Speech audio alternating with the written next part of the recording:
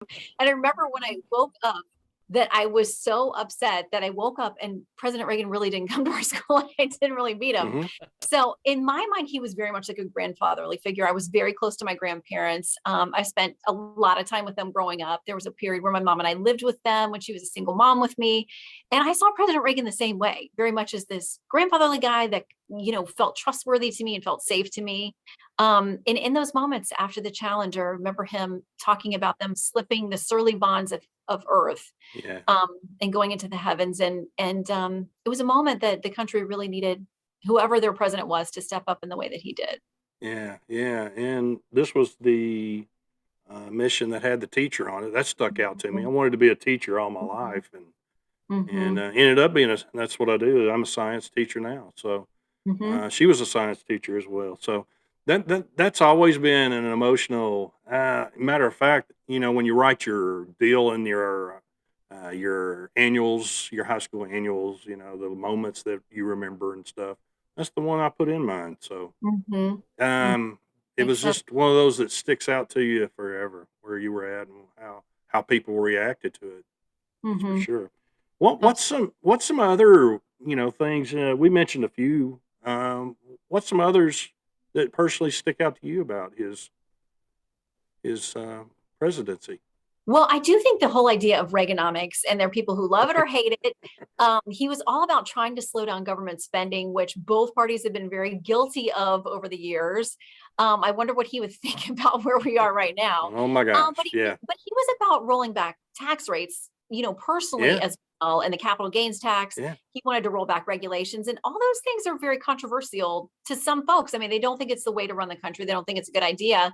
But he was convinced coming out of this really tough period, that malaise that President Carter talked about, those, the gas lines and the inflation spikes and everything that we were going through as a country. He was convinced, President Reagan was, that this idea of Reaganomics, as it became known, would put more money back in people's pockets and give them a chance to try to help, launch spending, get us out of this inflation crunch.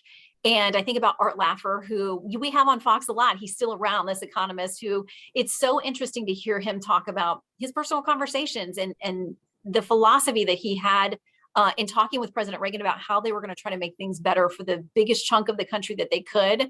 Got a lot of critics out there who will call it trickle down and say it benefited the best, at the top of the yeah, scale, the people who are making the most money, and didn't really help everybody else. But it certainly changed the trajectory of the country as it was at that time. Not that it was perfect, but it was the strategy that President Reagan and his economic advisors came up with, and it seemed to be a jumpstart out of what was a really difficult time. So I think the economic piece of the puzzle is a big one that people will debate about his legacy too. And I think that's a large part of why I guess most of us that grew up in the 80s are so fond of the 80s because I think if you really think about the 80s, a lot of that is because of the recovery policies he put in place. And I think maybe people were more relaxed and willing to turn loose of hard earned money to Hmm. enjoy life because they had the confidence in the economy. Yeah. And I think it's like any difficult period in history when it starts to lift, like the roaring 20s, and things you see it in America and around the world. I mean, we're unique in the way that things cycle and work here in the States. But anytime you've been through a difficult period, when there is that glimmer of hope or that lifting of, okay, now we're moving in the right direction. I mean, polling right now is terrible for the White House because the vast majority of people, including from both parties, feel like we're on the wrong track and we're moving in the wrong position. So when the economy resets, whether it's through a change in leadership or whatever it is, Americans like to celebrate. They like to Yeah. come out of their right. houses and have a good time. So I do think the 80s felt very much that way. I'm a huge fan of all 80s music, which I think Yes. was, people hate it. I don't know why. I think it, but it's very, some of it's very corny. It's very poppy, but it fit that mood. It was very upbeat. We had the hair bands. I actually almost wore my new Def Leppard t-shirt today. Oh, you And should I was like, have. I'm going to try to keep it classy for these guys, but I came close. Hey, Um, Oh, you you should have should wore have. it. but I I, think the music was a big part of Yeah, reflecting that optimistic spirit too. yeah, yeah, yeah, absolutely. Well, as we wrap up, we talked foreign policy, which I think he did a good job at overall. The assassination attempt, how he came back from that to lead the country. Reaganomics, voodoo, as Mm-hmm. Bush called it. Ferris Bueller's Day Off, by the way. Yeah, got Sandra Day O'Connor in, and Martin Luther King Day signed in. So, Mm-hmm. yeah, and handled the Challenger incident, I thought, with a lot of class, Mm-hmm. as a fatherly figure for the Mm-hmm. country. So yeah, awesome stuff. So Shannon Bream of Fox News Channel, on the way out, tell us about the book for a minute or so here. Oh, well, my latest book is Mothers and Daughters of the Bible Speak, Yep, yep, and it is all about the very dysfunctional, complicated relationships in the Bible.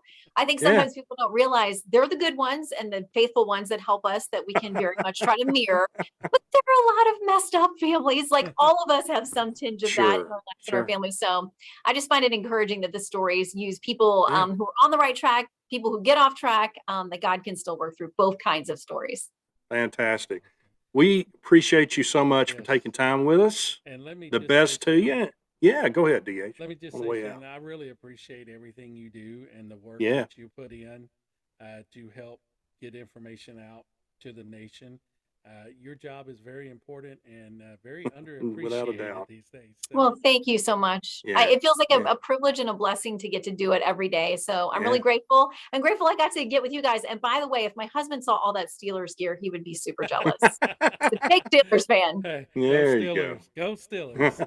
Here you go. Shannon, Shannon, thank you so much. thank you Best so to you. much. God bless you guys. You Thank too. you. You Bye too. bye. Thank you. All right, Bye. ladies and gentlemen, that's going to do it for another episode of D&D at Dynamite 80s. I want to thank Absolutely. Shannon for joining us and thank folks. Thank you for listening in. Let me DC, get get our our sponsors in as we head out. yeah, I sure will, brother. I'd like to thank our sponsors, Hudson's Flags and More, better known and operated. Also, the Nesting Project of Smyrna, Tennessee. We appreciate all their support. Check them out online. All right, ladies. Yeah, yeah, yeah. Hey, be good to yourself, my Yes, friends. be kind out there, folks. Till next time, keep rocking the DH, 80s. take care, buddy, and another good one in the Brother. books, my man. Yes, another one in the books. All right, And we'll see everybody on the next one. all right, brother. See you All next. right.